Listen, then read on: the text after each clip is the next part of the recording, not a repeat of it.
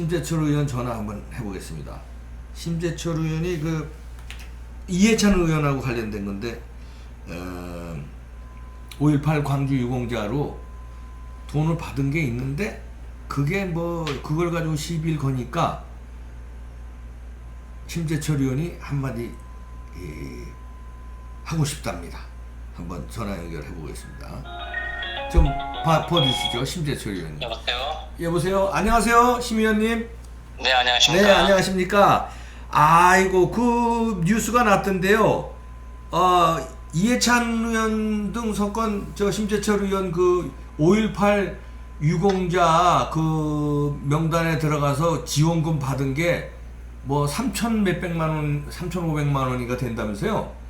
우선 지금 유공자라서 된 게 아니고요. 네네. 5.18 피해자라서 5.18 그때, 피해자. 네. 예, 김대중 사건에 관련된 24명들이 한꺼번에 몽땅 통으로 네. 받았습니다. 그래서요. 예. 예. 그래서 얼마를 받으신 거죠? 저는 3,500 받았습니다. 3,500 받았는데 5.18 피해자 3,500 받은 게 뭐 많은 거다 어쩌다 해서 이제 시비를 많이 걸고 있는데 여기에 대해서 어떻게 생각하십니까? 모르겠습니다. 그건 이제 국가에서 뭐 어떤 기준이 있겠죠. 예, 그죠? 예. 그다음에 뭐 잡혀가고 그다음에 주고 이제 재판받고는 그런 거 구금 밀수가 있을 테니까요. 구금일수. 예, 구금일수 같은 거 뭐 계산해서 이제 얘기할 텐데. 네. 근데 저는 뭐 그 정도 받았고, 그리고 이제 뭐 당시에 24명 다 받았는데 뭐 바로 이제 이해찬 씨 같은 경우는 이제 저보다 훨씬 더 많이 받고요. 1억 이해찬 씨는 2천인가? 한 3배 정도 받았다면서요? 1억 2천 얼마인가 그렇게 받았습니다. 그분은 근데 광주에 간 일도 없다고 본인 입으로 그랬는데. 그러니까요. 그런데도 지금 5.18 유공자로 돼 있잖아요. 거긴 또 유공자로 돼 있죠. 예. 이해찬 씨. 그래서 지금 광주하고 그렇게 직접적인 관련이 없는데도 유공자로 된 건 유공자 선정에 문제가 있다는 얘기죠. 그러네. 심재철 의원은 광주 유공자는 아니고 광주 그 이제 피해자다 이거죠. 그렇죠. 피해 보상은 받았습니다. 그때 피해 보상도. 내라노 유공자는 아니고요.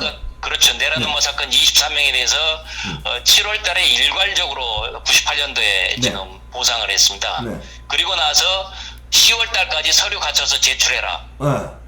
그렇게 지금 자기들이 그 절차도 그렇게 좀 마음대로 했던 것이고요. 네. 근데 어쨌든 피해 보상 뭐 일괄적으로 한 것이지만은 저는 유공자를 신청을 해서 등록을 해라. 저는 그건 아니다. 그래서 그거는 유공자 등록은 거부했죠, 제가. 거부하셨군요. 근데 이해찬 씨는 이제 그거를 이제 신청을 했나 보죠. 유공자가 된 거 보면. 그런 모양입니다. 광주에 가지도 않았는데. 광주에 안 가고 된 사람들도 무척 많습니다. 그래서 한 만여 건에 가는 보상 유공자가 아니면서도 보상받은 경우가 만여 건에 이른다면서요? 이거 재검토 해봐야 되는 거 아닙니까? 전수조사 해봐야 되는 거 아닙니까? 유공자. 당연히 그래야 되는 것이죠. 네. 그래서 실제 이 사람이 피해자로서 합당하게 보상을 받아야 되는 건지, 아니면은 대충 눈 감고 끼리끼리 해서 국민 세금 빼돌려 먹었는 건지 분명하게 따져봐야죠. 그렇죠. 그런데 왜 지금 정부 여당에서는 5.18 얘기만 나오면 이건 무슨 5.18 특별법을 만들어서라도 얘기도 못하게 한다는 거 아닙니까 지금? 글쎄 말입니다. 저는 지금 유공자라면은 국가에 공을 세운 것이니까 굉장히 자손 마음대로 자랑을 해야 될 일이니까. 그렇죠. 그것을 감출 이유가 없죠. 그렇죠. 유공자. 그래서 이것은 그렇죠. 유공자니까 당연히 공개가 돼야 되는 것인데, 그래서 어떤 사유로 유공자가 됐었는지 정확히 돼야 됩니다. 물론 이 직접적인 예를 들어서 하나가 김옥주 씨 같은 경우도 지금 유공자가 되는데 그건 김대중 씨와 이 측근이었다는 DJ 측근이었다는 것 때문에 되는 것이고, 예를 들어 김대중 씨 가문의 김홍업 씨 같은 경우도 직접 관련이 없거든요. 그러니까 DJ의 아들이었다는 이유로 그냥 유공자가 되는구나. 예. 그 밖에 또 어떤 분들이 있습니까? 정치인들 중에서는. 그리고 이제 민모 국회의원 같은 경우는 80년 당시에 구속돼 있는 상태였어요. 다른 사건으로. 다른 사건으로. 예, 다른 사건으로 이미 구속돼 있는 상황인데 그 사람이 나중에 이제 세월이 흘러서 유공자 신청을 해가지고 유공자가 됩니다 또. 참. 임종석 전 실장도 뭐 유공자 명단에 있다는데 그거는 어떻습니까? 그건 잘 그거 잘 모르겠습니다. 모르고요. 아까 민모 의원이라는 건 혹시 민병두 의원 아닙니까? 민모입니다. 아무튼. 민몽이 예, 예. 아, 우리 저 댓글에 우리 저 이봉규 TV의 저 시청자분이 써주셔서 그런데 이분들 주장하는 게 지금 정부 여당에서는 그거네요. 사생활 침해다. 그래서 공개할 수 없다는 건데 이게 유공자가 명단 공개가 사생활 침해하고 관련이 있는 겁니까? 사생활 침해하고는 전혀 상관이 없는 것이죠. 네. 이것은 지금 그 드러내고 싶지 않은 것을 그야말로 순전히 개인적인 내용을 공개하는 때 이 사생활 침해 문제가 되는 거지만은 이건 사생활이 아니죠. 유공자 국가에 대한 한 개인이 국가에 대해서 공적인 일을 했을 것이고 국가가 공적으로 이걸 유공자라고 인정을 해준 것이니까 이건 당연히 사생활에 관한 얘기가 아니죠. 이거는. 그러면은 이제 정부 여당에서는 예를 들어서 그 명단을 공개하면은 뭐가 아주 치명타가 되는 여러 한 명 두 명이 아니라 지금 말씀하신 이해찬이라든지 한두 명이 아니라 진짜 엄청난 양의 말하자면 유공자가 아닌 사람이 명단에 들어가서 자기들끼리 돈 놀아먹고 국가 공을 놀아먹었다 해서 큰 엄청난 타격이 될 것 같아서 이걸 공개 못하고 있는 이유가 있다고 생각됩니까? 아마 그러지 않을까라고 지금 추측을 하고 있습니다. 추측이요. 네. 예. 이 실제로 지금 흘러나온 얘기들 보면은 네. 당시에 지금 뭐 심사 과정이 굉장히 허술했고 내가 언제 뭐 했다라고 해서 옆에 사람 누구 뭐 증언식으로 해서 누구 한 사람만 이렇게 뭐 증언만 해주면 된대요. 그러니까 서로 짜고 할 수도 있는 노릇이고 그리고 광주 유공자라면은 광주하고 직접 관련이 있어야 되는 것이죠. 그렇죠. 그 시기에 서울에서 데모했었고 광주하고는 직접 관련이 없거든요. 네. 그리고 저도 서울에서 데모했지만은 광주하고는 직접 관련이 없으니까 5.18 유공자 등록이라 무슨 소리냐 나는 직접 관련이 아니다 이거는. 그러나 이제 감옥에는 가 있었기 때문에 피해자로 피해 그렇죠. 보상금을 받은 거죠 나중에. 그렇죠. 피해자는 이건 당연한 것이고 그건 피해자는 당연하죠. 유공자는 아니다. 네. 그 점에서는 저는 유공자가 아니니까는 건 저는 등록을 거부했던 것이죠. 혹시 그 가짜 유공자들 중에서 그냥 DJ하고 친했다는 이름으로 들어간 사람 말고 더 국민들이 알면 깜짝 놀랄 만한 게 있어서 감추고 있는 거 아닌 의심도 드는데 그런 합리적인 의심은 없습니까? 제가 내용을 모르기 때문에 그것까지는 지금 뭐 그럴 가능성도 있겠다라고는 생각이 되지만은 실제 내용을 모르니까 지금 뭐라고 제가 확신 있게 얘기할 수는 없습니다. 네. 내일이 5.18 이제 기념일인데요. 5월 18일인데요. 우리 심재철 의원님께서 그 당시에 참 학생운동 주도하시고 그러셨는데 내일 5.18 기념일에 대해서 어떤 감회가 있습니까? 우리 역사의 아픈 부분이죠. 네. 그래서 이제 그것은 이제는 이제 그 아픔을 서로들 보듬고 치유하고 그러는데 좀 정성을 쏟았으면 하는 것이지 이 5월을 가지고 특히 예를 들어서 황교안 대표가 지금 광주를 가겠다니까 오지 마라. 그리고 일부러 지금 두들겨 맞기 위해서 오는 것 아니냐라는 음모론으로 해석을 하고 하는 이런 식으로 아주 편협하게 생각하는 것에서는 좀 벗어났으면 하는 바람입니다. 네.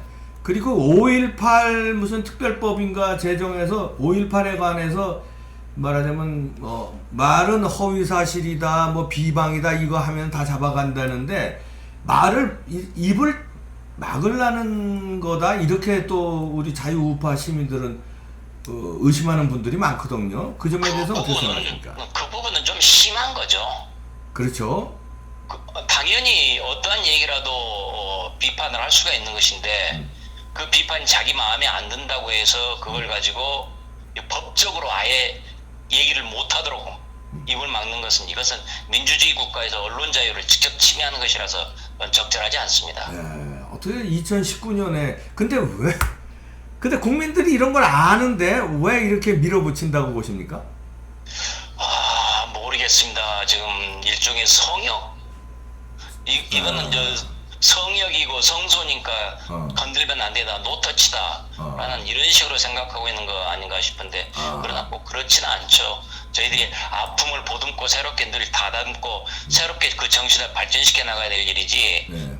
이건 내 거니까 남들은 손대지 마라는 독점하고 성역화하는 그 정도까지는 아닌 것 같습니다. 네.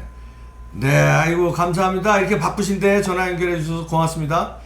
네, 감사합니다. 자유한국당 심재철 의원님이었습니다. 예, 고맙습니다. 네. 자, 이게 이제 심재철 의원도 설명해 주셨지만 3,500만 원인가 심재철 의원 받은 거는 유공자에서 받은 게 아니라 피해 보상금이라네요. 그러니까 이제 잘못 아시는 분들이 계시더라고요. 이해찬 씨도 이제 1억 2천 받았는데 금액의 차이만 가지고 얘기하는데 그게 아니라 심재철 의원은 피해 보상금, 다시 말해서 5입할 때 감옥에 가고 그래서 감옥에 이제 날짜별로 계산한대요. 이제 오래 있었던 사람은 아마 좀 더 많이 받고 뭐 며칠 있었던 사람은 적게 받고 이렇겠죠. 근데 그 날짜 계산해서 심재철 의원은 아마 날짜 곱하기 얼마에서 3,500만 원이가 받았는데 이해찬 씨는 그 피해 보상금이 아니라 유공자라는 거예요. 근데 광주에 가지도 않았는데 그리고 금액도 1억 2천만 원을 받았다는 거예요. 심재철 씨 주장은. 그러니까 이거는 맞지 않는다. 그리고 광주를 성역화하는 거 성역화해서는 안 된다. 이런 얘기였습니다. 네. 내일이 5.18 기념일인데 그 왜 5.18 하면은 그 온 국민이 피해를 당한 그때 광주에서 피해를 당한 분들의 가족들은 얼마나 또 가슴이 아픈 또 기념일이겠습니까? 가족들과 친지들은. 그리고 그때 또 고초를 당했던 이 심재철 의원 등과 같은 그 학생운동 하던 분들도. 그런데 그런 그 아픈 역사를 이거를 말하자면 어떤 무기로 활용을 해서 그거를 정치적으로 아까 얘기하듯이 성역화, 독점화해서 어떤 정치적 이득을 하려고 그 몇십 년 전 지난 후에도 지금 자꾸 하는 거는 그게 바람직한 현상인가 하는 반문을 해봅니다. 아픈 과거고 또 어떻게 보면 또 민주화 과정에 필요했던 또 자랑스러운 과정이었기도 하다는 또 의견들도 많습니다만 이런 역사를 가지고 그걸 이용하는 건 또 어떤가. 그리고 왜 명단이 아까 말씀대로 유공자인데 그 자랑스러운 건데 저 같으면 굉장히 자랑스러워. 저는 뭐 5.18 유공자가 아니니까 자랑도 못하겠습니다만 제가 만약에 5.18 유공자에 선정됐고 제가 그 당시에 광주에서 뭐 이만큼이라도 기여를 해서 유공자가 됐으면 저는 만천하에 방송으로도 막 떠들 것 같아. 제가 5.18 유공자입니다. 예? 그거 당연한 거 아니에요? 유공자, 국가에 공을 세운 건데. 근데 그걸 명단을 쉬쉬하고 명단 공개하면 사생활 침해.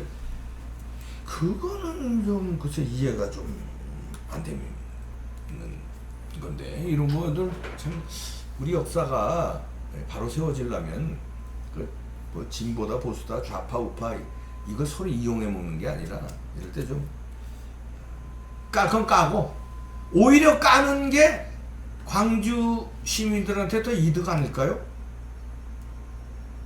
유공자들한테 더 이득 아닐까요? 진짜 유공자들을 가려내는 게 가짜들이 좀 섞였다 석연찮다 야 가짜 도려내라 이게 내가 진짜로 대접받는 거 아닐까요?